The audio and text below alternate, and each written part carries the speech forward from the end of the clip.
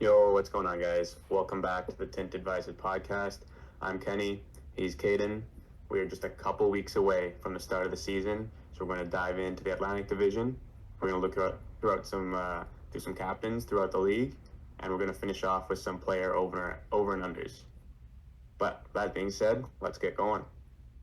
Thousand blades cutting up and you won't hear a sound. I got thousand gunmen turning. So just before we get going here today, Kenny and I are both big hockey card collectors, so sometimes before an episode starts, we'll pick one card from our collection, show it off, and maybe explain some background behind it. So Kenny, do you want to get us going? Yeah, for sure. To start off, we got the Andrei Vasilevsky Young Gun. For those of you that don't know, the Young Gun is one of Upper Deck's more common rookies nowadays and one of the more sought-after cards. This one I actually traded for back in around 2020, right before they won the two cups, and his value wasn't too high back then, but now after those two cups and the Conn Smythe, it's gone up around triple the value. So that's why it's special to me. Got a nice story behind it, and it'll be part of my collection for a long time. Oh, absolutely. It's a beautiful card and not particularly easy to find nowadays either. So my card of the day is an Elias Pettersson Young Guns. Obviously a big Canucks fan, and this card that's why it's special to me. I actually got a box for Christmas and was fortunate enough to pull this one out of a pack. So went right into the one touch. Yeah, super nice card, and I'm glad to have it in my collection. So yeah, guys, that's a segment we're going to bring back pretty much every week. It's just something light, something fun that we can start things off. But with that being said, we're going to dive right back into our division predictions. Last week we looked at the Pacific and kind of went over what we think the standings are going to look like. And this week we're going to jump into the Atlantic Division. So at number one, we both agree that coming out of the Atlantic will be the Toronto Maple Leafs. There's going to be a lot of teams that are shifting positions. A lot of older teams are going to be falling down in that division. A bunch of younger teams are going to be rising up. But we believe that Toronto Maple Leafs have been one of the most consistent regular season teams in the past couple of years and will continue to be so. Filled with Matthews, Marner, Nylander, it's tough to bet against them, especially when they're all in their game. One little thing that I might think that might impact their season will be the goaltending. Samsonov, he had a great season. He got paid for it, but the backup position might be up for grabs, or it might be a little shaky right now. When you look at Martin Jones, who just signed, you look at Joseph Wall, who was up and down the lineup last season. He had a very good playoffs, but you never really know with those young goaltenders. And then you also have Matt Murray. I mean, he probably played the whole season on the injured reserve, but you can't really say for sure. I just think that the backup position is up for grabs, and while it's unknown, I think it might handicap them. Yeah, you do bring up the goaltending, but I do think that Joseph Wall will be able to take a step and kind of lock up that backup role. I really like what I saw in the playoffs last year from him. He stepped up big for that Maple Leaf squad, but it will definitely be a factor to watch this upcoming season. Just going back to the Maple Leafs and their offseason, I really like what they did. They added some grit in Tyler Bertuzzi and Max Domi to a Leaf squad that has been called soft in the past come playoff time. So I really like what they did with that forward core. And, Tyler Bertuzzi, I think, will have to step up big for them and kind of be their X factor and make the difference in those close games that they have. So this Maple Leaf squad will be super exciting to watch this season. All right, so coming in second place in the Atlantic Division, we have the Tampa Bay Lightning. Obviously a dynasty going back-to-back in 2020 and 2021.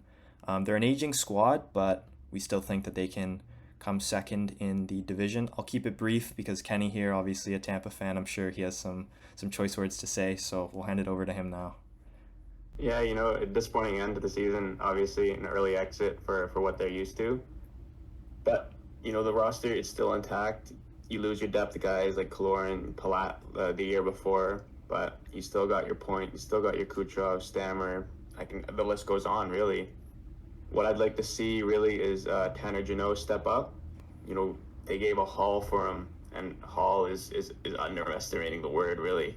But they gave up so many pieces for him, and he really needs to show what he could do and what he did in his rookie season, right? Scoring 20 plus goals, they really need that for the depth, especially. and for the grit that he brings. You know, they moved on from Maroon this offseason. They moved on from Perry as well, and Jeannot could fill those shoes just perfectly if he can. You know, but you know, still got Vasilevsky on the back end, and whenever you have him in net, you always have a chance to win. Like you said, they're aging squad. That's why we have them second. Who knows? Maybe they fall a little bit further down, but we still think they're a playoff lock. And once they get in there, anything can really happen. So, yeah, guys, moving on to number 3, getting those 2 offensive juggernauts out of the way in Tampa and Toronto. We're going to go with a up-and-coming offensive juggernaut in a team who hasn't been in the playoffs in 12 seasons now, hasn't won a series in 16 seasons. The Buffalo Sabres are taking number 3 in our predictions, led by a very good defensive core in Rasmus Dahlin and Owen Power, 2 number 1 picks. They brought in another number 1 pick, Eric Johnson, for that veteran presence. But looking up front, you know, they got Tage Thompson, Alex Tuck, guys like Victor Olofsson. Who knows really what happens with him by the start of the season. But what I think is going to impact their season is staying on that left side will be Jeff Skinner. You know, in the past couple seasons, he's had 60 and then 82 points. And, you know, very solid performances, especially for the cap hit that he has. But no one can really forget what he did the season after he signed that big contract. You know, 7 goals and 7 assists for 14 points in 53 games. So you never really know what Jeff Skinner you're going to get. Hopefully for them, it's the one from the past couple seasons.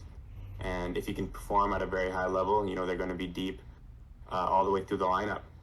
And another thing I want to touch on would be the goaltending.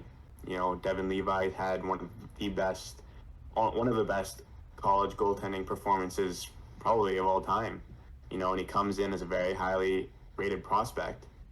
And does he take that first string spot right away? Does he go back to the backup? Does he maybe flail out and go to third string or even down to the minors? Who knows, really?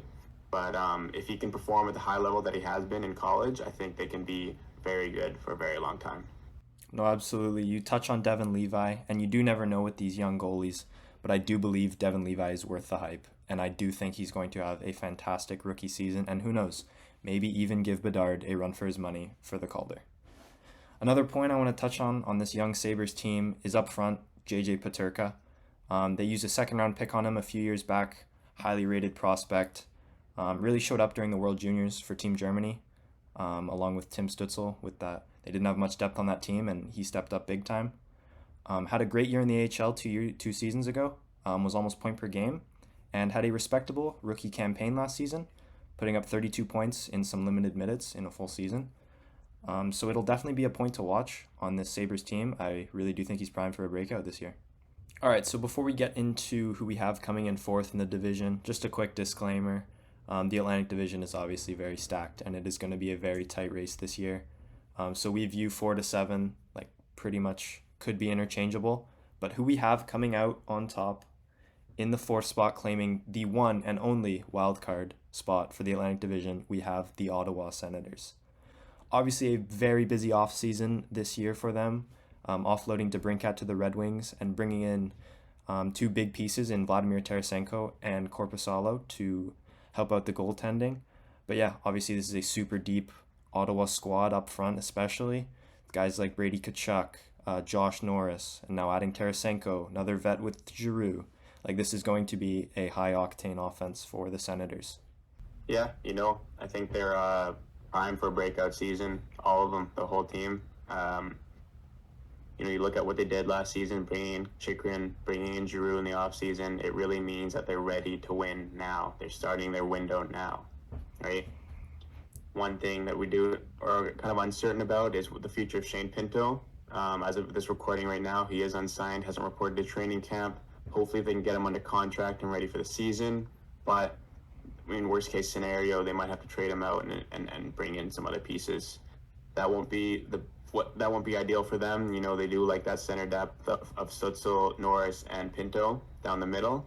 And with speaking of Norris, you know, who knows what he's going to do with his comeback season. You know, he's injured for pretty much the whole season last season, but he is a very, very good piece for them. I do see him getting, you know, 30 goals, 30 assists, the 60-point kind of range in his comeback season. And on top of that, you know, I think the defense is really going to take a step forward. Like I said, they brought in Chychrun during the season, last season. They just signed Sanderson to that big contract. They've got Shabbat. They're really deep on that defense, and I think the Ottawa Senators are ready to break out now. So coming in at number 5 and missing out on the playoffs yet again, it is the Yzer plan and his Detroit Red Wings. They made a lot of moves this offseason, bringing in guys like JT Compher, Justin Hall, Shane Gostisbehere, even Alex DeBrincat, like you mentioned. But we do see them missing out on the playoffs for yet another season. I do like their lineup. They've got a lot of great pieces, a lot of veterans, a lot of young guys. But for me, I think maybe bringing in all those veterans might sort of slow down the development of these young guys and sort of get in the way of what they can really build in Detroit. They have a lot of promising young players. But if you bring in guys like Jeff Petrie, Justin Hall, Shane Gostisbehere, where's the space for guys like Edmondson coming up, Wallander coming up? I think that might be the reason why they fall out this year. I think they just brought in too many pieces, too many moving parts, and it might not all gel as well as Steve Yzerman thinks. So yeah, like you said, bringing in all these vets, I think the Yzer plan has been accelerated a bit, and it may hurt them if they, don't make the playoffs within the next year or two. But I think acquiring hometown boy Alex DeBrincat was a huge move this offseason. And if he can return to form where he scored 40 goals with the Blackhawks a few years back, then that would really help out this Wings team and, give him a chance to make the playoffs this year. Coming in at number 6 in this Atlantic Division, we have the Florida Panthers. Obviously coming off of that Cinderella story last year, making it all the way to the Cup Finals and beating the President's Trophy winning Bruins in the first round in 7, one of the biggest upsets in recent history.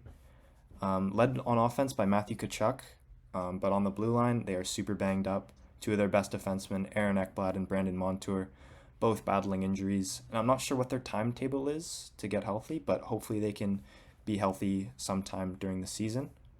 And a big question mark for this Panthers team is in net. Sergei Bobrovsky stepped in last year during the playoffs and, ran with it.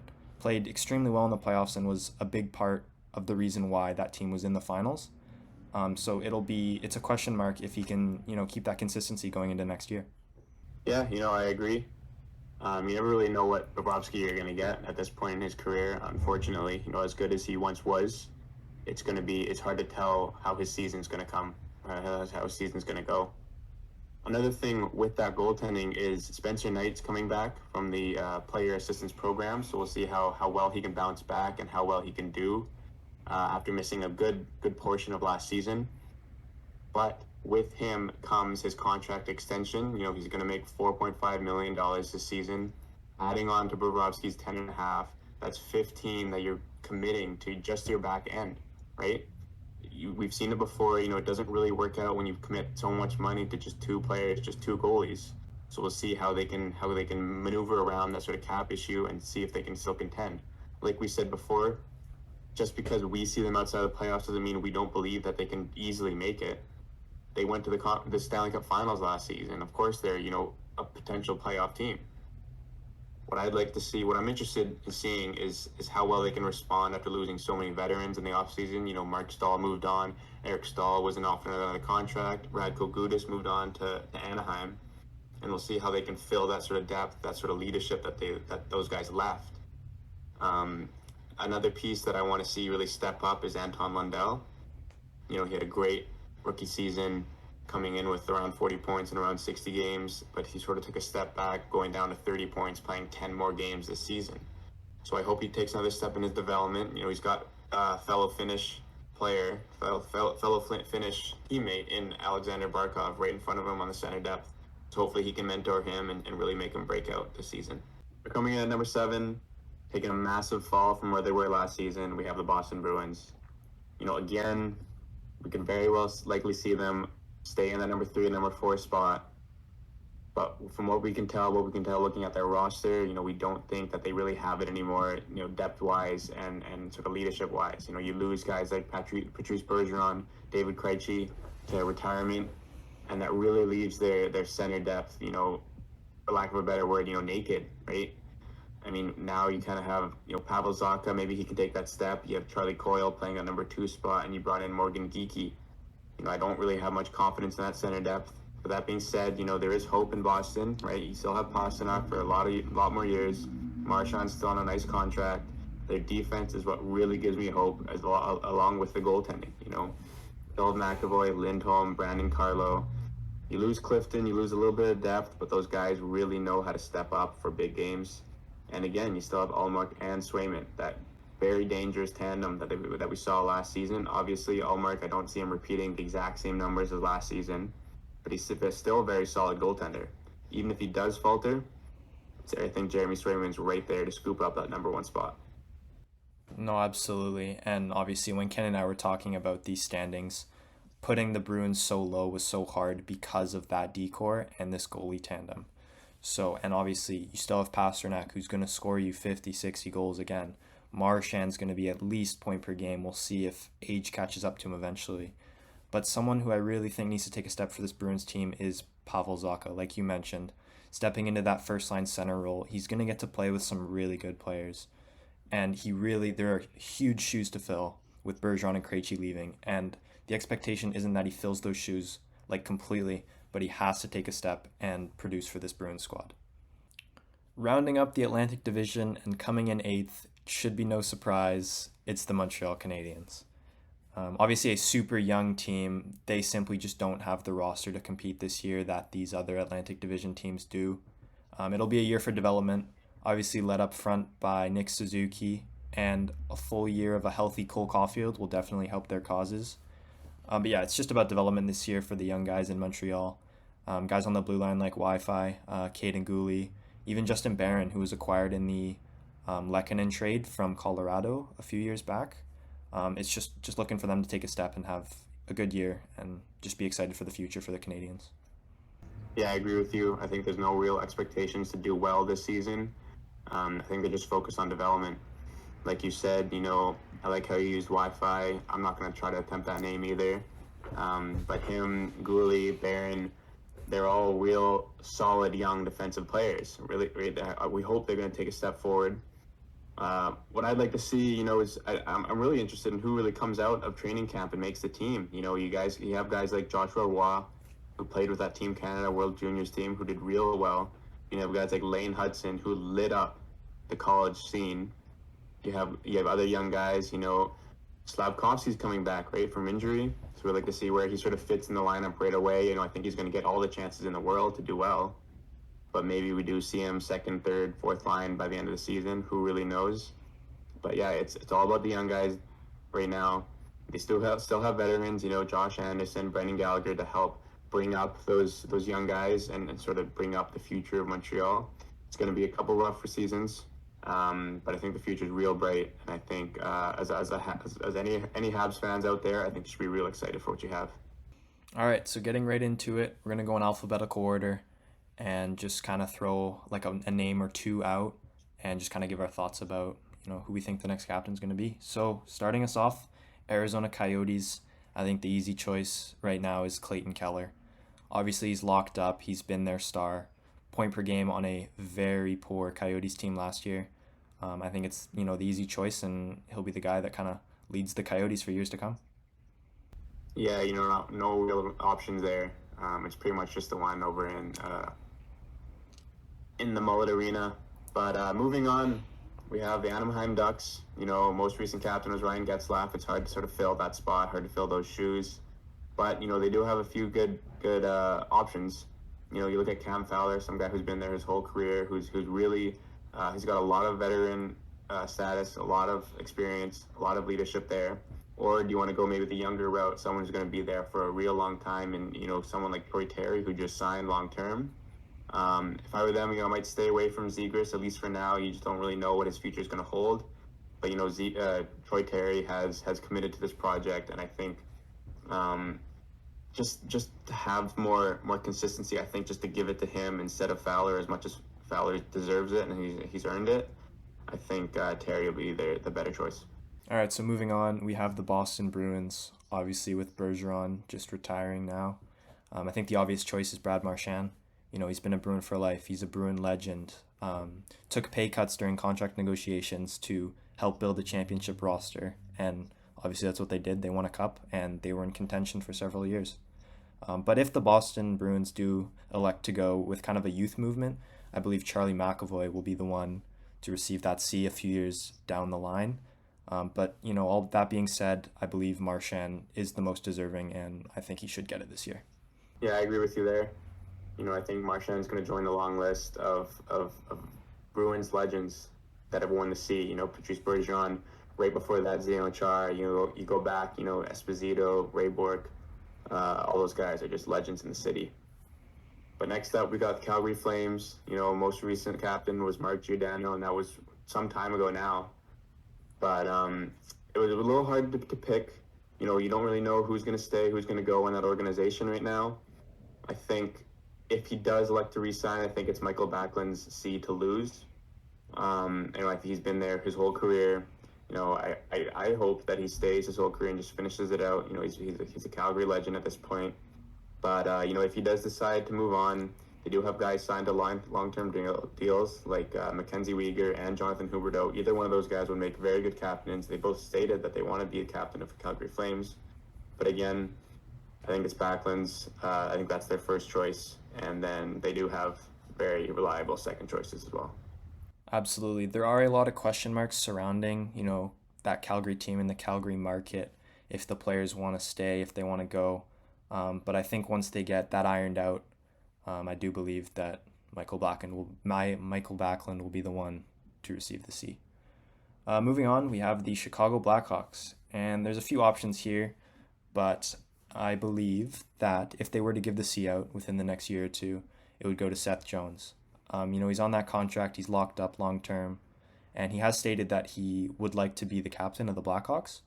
So I think it's a very safe choice, reliable D-man, can, kind of lead that young Blackhawks team and mentor them and take them to the next step. But if they choose not to, I believe the only other option would be wait for Bedard. Super similar to McDavid, coming in to a team, like a mediocre team, not great at all. Just give him a season to 3 seasons and then, give him the C. I think McDavid got his when he was 20 years old, I believe. I'm not too sure about that, but, 1 season, 2 seasons, and then it's his.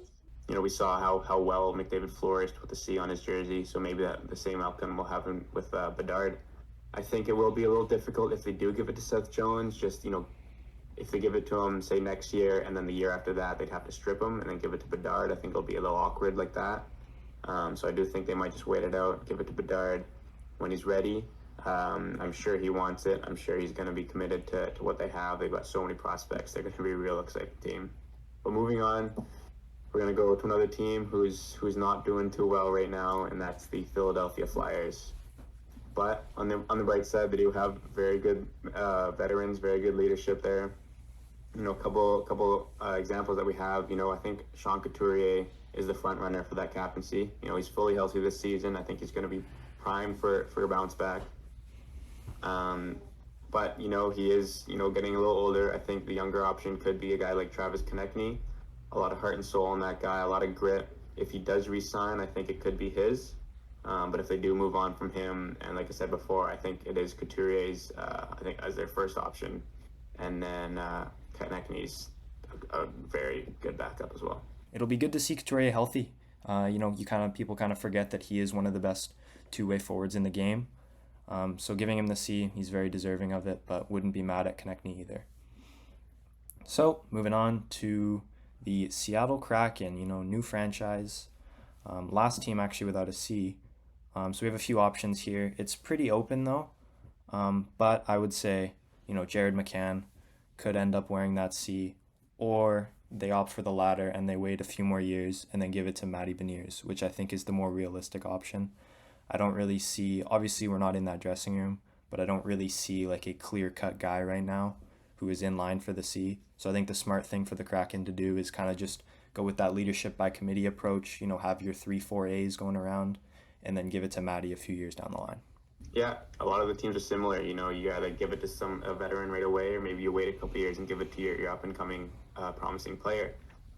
But, it's kind of tradition to have a captain going into like a deep playoff run. So maybe those teams who are, playoff teams looking to go deep, maybe they do feel a little pressure and name someone right now. But a lot of teams are very capable of just naming, 4 assistants for the season, maybe even the next season after that. No one needs a captain right away. And I'm sure a lot of these guys are going to make great captains, whether it's now or whether it's in the future. All right, so that wraps up our vacant captaincy sector. So we're just going to move into a few over-unders for some betting lines for the season totals this year for some players. So, Kenny, start us off here. Connor Bedard, obviously the number one overall pick, all the hype. His over-under is set at 67.5 points. You going over or you going under? It's tough to say, really. He's well over a point per game in his junior career. And, even with the World Juniors, he was over probably around 2 points per game. So it's tough to say what he's going to do right out of the gate, right in his first year. They did bring in some help, which I think will help his point totals. Bring in Taylor Hall, guys like Nick Foligno, even Corey Perry help out if they play the same power play unit. But I think I'm going to go with over. I think he does do real well. I'm not going to say point per game. I'm not going to, say anything too high right now. But I do think, a 70-point season is very capable for a guy like him. It's hard to bet against a guy like Bedard, but I'm going to be on the opposite side here. I am going to be taking the under. I just don't believe there's enough help in Chicago this year. Yes, Taylor Hall. Yes, Nick Foligno. But that is still just an abysmal Blackhawk team, and I can easily see Bedard scoring 30-plus goals this year. But I just don't think that he has the help around him to push him up past 68 points on a really, really poor Blackhawk team. That's a fair point. It's a good starting line, but looking down the roster, looking down the depth, it is getting very, very thin. But moving on, we're going to go to a guy who just came shy of 100 points, and his over-under is set at exactly that, 99.5. It's Jack Hughes. Are you taking the over? Or are you taking the under? To me, this is a no-brainer of an over here. He's still young. He's going to take another step, and Jack Hughes is just phenomenal. On a team that is going to be in contention for the playoffs, the New Jersey Devils, they're a high-scoring team. They're going to score a lot of goals, and Jack Hughes is going to be the one producing them. Points, goals, assists, he's going to be doing it all, and I think he goes well over 100 points this year. I'm going to have to agree with you there. I think, he set the record last year. I think he's going to shatter it this year. Like you said, it's an up-and-coming team. They're only getting better. The young guys, Mercer, Bratt, Heischer, they're only going to get better. And that means the point totals are going to go up. I think, he's going to do another 40-goal season at least. I think he's going to do around 60, maybe 65 assists. But, he's going to be a guy to watch out for. He's going to be a guy that I would hate to play against myself. And he's going to be real fun to watch. No, absolutely. Definitely one of the best young players in the game. So, going on to our next player here, another young player who took a massive leap last year, kind of came out of nowhere, scoring 47 goals, Tage Thompson, okay? Put up 94 points last year, and his line is only set at 88.5. Kenny, over, under, what are your thoughts? For me, I'm not sure that he's going to match what he did last year. I think he's very capable of coming real close. But with the line being set so low, I think that means he does hit over. Like I said, I think he's going to get, 93, 94 points again. I think he's primed for 50 goals again. But, I just don't know who's going to be scoring those other goals to get him those assists.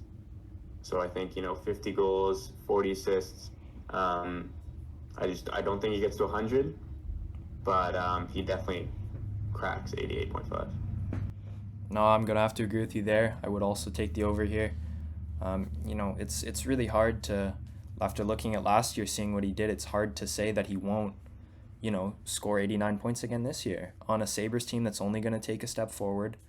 Guys on the blue line like Dahlin, Owen Power, who can kind of quarterback that PP1. Well, it would be Dahlin, not Power. But, I think he smashes 89 points. And I think, like you said, I don't think he hits 100, but I do see him finishing in the mid-90s for sure. Another young guy who's going to be so fun to watch for years to come on a very team-friendly contract as well. That really worked out for both sides. Moving on, we're going to go to goals. We're going to go to a guy who scores a lot of them. He knows how to do it. We're going to go with the grade 8. We're going to go with Alex Ovechkin. With a line set at 40.5, what do you say? You go over or under? It's really tough to bet against, a pure goal scorer like Ovechkin. But I do think the age catches up to him a bit this year. And on, a mediocre Caps team who we have missing the playoffs, I'm going to be taking the under here. I still see him as at least a 30-goal scorer, mid-high 30s, and he could easily go over. But I do believe, with that Capitals team kind of taking a step back and Ovi regressing a bit due to age, I do believe he goes under this. It's an interesting take. I'm going with the opposite side. I'm going with the over. I think in 2 years, he's going to be the highest goal scoring player in the history of the NHL. Like you said, they don't have the greatest roster right now. They did miss out on the playoffs, but when you look at the offensive threats that they have, Backstrom's going to be back for a full year. It sounds like Kuznetsov's going to start the year with them. Dylan Strome played real well with them last year. And on that power play, they're going to get a lot of power plays. Every team does. He is going to be lethal from his office. I'm not going to say 50. I'm not going to say, 47, 48, but I think 40.5. I think he smashes through that. And I'm calling it now. In 2 years' time, he'll be the highest goal-scoring player of the NHL. All right, so moving on, sticking on the award trend we kind of got going on here, we're going to be talking about the Vezina Trophy. Obviously, last year's winner was Linus Ullmark, but Kenny, who's your pick this year to win it? I think we're going to go with a first-time winner this year. In my opinion, it does depend on whether these teams can make it to the playoffs. I think they're going to inch maybe around the 4th spot of their division. But I think if the Islanders can crack a playoff spot and if Sorokin can be a real big part of that, I think he's got it unlocked. A lot of people say he had a real good chance this year, put up real good numbers. Obviously, they're not the greatest roster right now. They're not really giving him much help, but he's still outperforming. Night in, night out, real good performances all around. Another similar situation, I think with Nashville, if they can creep into that playoff spot, I think UC Saros is going to be a huge reason why, and I think he's going to get a lot of votes. Obviously not the tallest guy, not the biggest keeper, but he's so agile, and I think he could get a lot of votes for the Vezina this year. No, absolutely. 2 great picks there. Me, I'm also going to go with a first-time winner here in a great situation who burst onto the scene a couple years ago and still super young. He's going to take another step this year. I have Jake Ottinger winning the Vezina Trophy. I think it's a super safe pick, and if Dallas smashes expectations with that forward core and goes on to, say, win the President's Trophy, and Jake Ottinger puts up some good numbers, I think would be a shoe-in for the Vezina. I think he's going to have a great year. It'll be something to watch for sure, but look out for Jake. He is unreal. Sticking with the, the sort of the betting vibe that we got going on, we're going to do... it's not Bedard versus the field because we know Bedard's probably going to run away with it. But we're going to look at who might be 2nd, 3rd, 4th in Calder voting this year. Caden, you want to take it away? Yeah, so I do think a guy who could be in contention for the Calder who hasn't been mentioned today, Adam Fantilli. Very safe pick, of course, the number 3 overall pick this year in the draft. Going to a not so bad situation in Columbus. You've got some players to play with in Gaudreau and Laine if you can kind of crack into that top 6, but realistically he is going to start the year probably in the middle 6, bottom 6, just to but if he can take that step and prove himself in this rookie season, I could see him playing first line minutes with Gaudreau and Laine and making some noise, putting up some points, and definitely getting some Calder votes. Yeah, he's shown real well at the rookie showcase so far, and I think he's going to get all the opportunity in the world, really. Another guy, I think, it's going to go back a couple drafts, but we're going to go with Luke Hughes. He stepped in for a couple regular season games last season, stepped in for a couple playoff games as well. But similar to his brother, right? It's an up-and-coming team. All the players are going to get better. I think he's going to collect a lot of points doing so. Obviously they have Dougie Hamilton right now, but you look at the second power play unit, you look at, secondary scoring, he's going to be the guy. I think he can rack up a bunch of points. I think he can come real close to, around 2nd or 3rd. Obviously he's not going to catch number 1. But I think Luke Hughes is going to be a real good Calder vote. All right, so just to wrap up today's episode, we got a little bit of trivia, of course. Kenny, so here I have a list for you, and it's going to be, can you name the past 10 Vezina Trophy winners, seeing as we just talked about it? You have 3 lives. Let's hear it. Okay. In no particular order. Ullmark. Yep, there's 1. Shesterkin. There's 2. Vasilevsky. There's 3. Bobrovsky. Yep, it's 4. Hellebuck. Yep, that's 5. You're missing 2020, 2021, and then the 4 oldest. Well, sorry, you're missing 2017, 2018, and then the 3 oldest. So who did I get the 2016? You got Bobrovsky in 2016, 2017. Okay. Oh my god, I'm blanking. I don't even know. Kenny doesn't like losing, so he's gonna take his time. Fleury never won. I know that. Oh, Pecorine? Pekka Rinne is correct. He won it in 2017, 2018. Okay. Okay.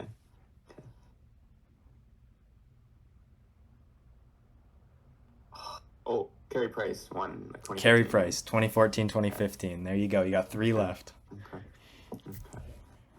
Still missing 2020, 2021. Do you want a hint? Tuukka Rask is correct. Yes, 2013, 2014. He's got 2 left. He's 8 for 8. You're missing 2015, 2016, and 2020, 2021.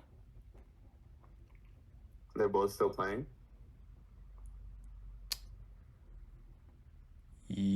Yes.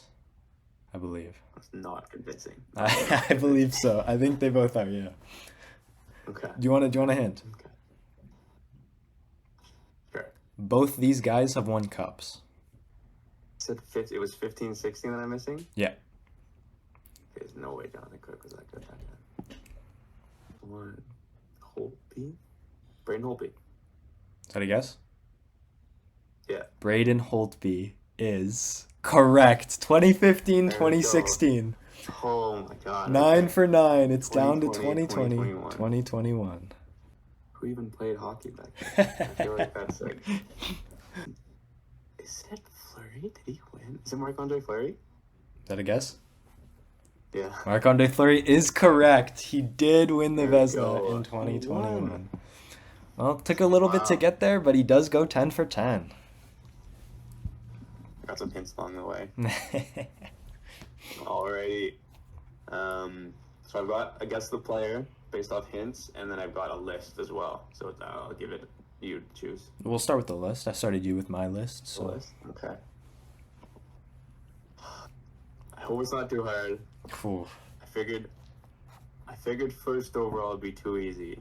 okay. So I'll go with the last 10 second overall picks. Ooh, the last 10 second overall picks. Oh, okay. Well, last year, or this year, I guess, was Leo Carlson. Yeah. The year before that was it was Simon Nemec, wasn't it? Okay. That's correct. So now we're back in 2021. Mm-hmm. Okay, I'll skip a year. We'll go Capo Caco. Okay. That's 2 years. Oh, but 2 yeah, years. 2019. Yeah. Really? That's 3 for 3. Yeah. No. Oh, right. No, okay. Sorry. I was thinking of Laffy. Okay. Jack Eichel's in there. He is in there. That's 4 for 4. Okay. Is Quentin Byfield in there? He Okay. is 2 to Laffy. That's Okay. 5 for 5. Okay. Halfway there. No lives lost. Here we go. What years are we missing here? What are we working with? We're missing 2021, 2018, 17, 16, and 14. You've got Eichel at 15 already. Right. Oh, man. I'm struggling more than I thought on this. 2021. Owen Power. And then who? Oh, was it Matty Beniers? Okay. Here you go, 6 for 6. Okay. 3 lives left. Aaron Ekblad. So he was first overall in 2014. That's bad. That is bad. That is incorrect. Ooh, okay. 2 lives. 2 lives to work with here. 2014, he is now the teammate of Aaron Ekblad. Oh, was it Sam Reinhart? That is Sam Okay, Reinhart. okay. There you go. That's 7. Okay. 3 to go. Who is it? Nolan Patrick. There you go. There you go. That's Okay. 8. 2 lives left. 2 to go. It was Ras. So give me Andrei Svechnikov. There you go. I Okay. can give that to you. That's 9. Okay. 1 to go. 2 lives left. So then 2017, Give me the Columbus Blue Jacket, Patrick Laine. There you go. Bang. That's 10. Bang. There you go. I have a career path for you. Okay. Might be a bit hard. I know you even checked your phone recently, so he was signed to a PTO recently. So Okay. he Just, started like, just now. like literally 11 minutes ago, yeah. Okay. Okay. So he started his career with the Rangers. Okay. He went to Columbus Mhm. and then Chicago. And then most recently with the Senators in 2021. The Senators was last season, sir. It was 2021. So like that bubble when they were in the Canadian division. This is a hard There's one. so many players. There's so many players of those teams. My first thought was Broussard because he played for all those teams. Mm-hmm. Then Tyler Mott's played for literally all those teams. Mm-hmm. Same with Delzato. He's played for most of them. Can you give me a hint? When he went from New York to Columbus, Mm-hmm. he was traded. Oh no! Okay. Artem Anisimov. It is Artem Anisimov. You wanted that with no hints. There you go. Wow. Yeah, he was. Last year. He played AHL last year. Last one to wrap up before we call it. So I guess the player. I'll give you 3 hints. One of the hints is the career path. But he went from Ottawa to Nashville. Those are his only 2 teams. Okay. Okay. He wore the C for Nashville, Okay. and he came out of retirement. He retired after 1 year and then came back out of retirement to play for Nashville for their playoff run. Oh. Oh no, I totally remember that too. No. Sens. I mean, at this point, the sentence probably doesn't help you. Yeah. It's right there, but I can't think of it. And I don't know what's gonna help. You'll speed this up, hey? Yeah. I'll see that. Go Okay, ahead. thank goodness. It's not right, but all I can think of is Craig Smith. His initials are MF. Oh, what's his first name? I actually don't know his first name. His last name. Fisher. Yeah. It's no, I don't want to sound dumb and get it wrong, but I want to say Mike. It's Is it Mike Fisher? Oh Fisher. my There god. you go. I remember that, dude. That's a crazy show. Wow. That is, yeah. So that's all we got for today, guys. Thank you again for watching. If you made it this far, we appreciate all the support. Again, anything you'd like to see, anything that you want us to do differently, just comment down below. We're happy to hear any feedback, anything like that. Yeah, guys, it was super fun. Once again, thank you if you made it this far. So leave some comments, feedback, players you want to see us play in trivia, stuff you want us to talk about, anything like that. We are more than happy to, read through some comments and take that feedback or whatever you guys want to see. Hear a sound. I got 1,000 gunmen turning up, but they will gun you down. Oh, you know she wild inside emoji. Oh, you got a frown. Tomato to my haters. Hope you get lost and you don't get found. Young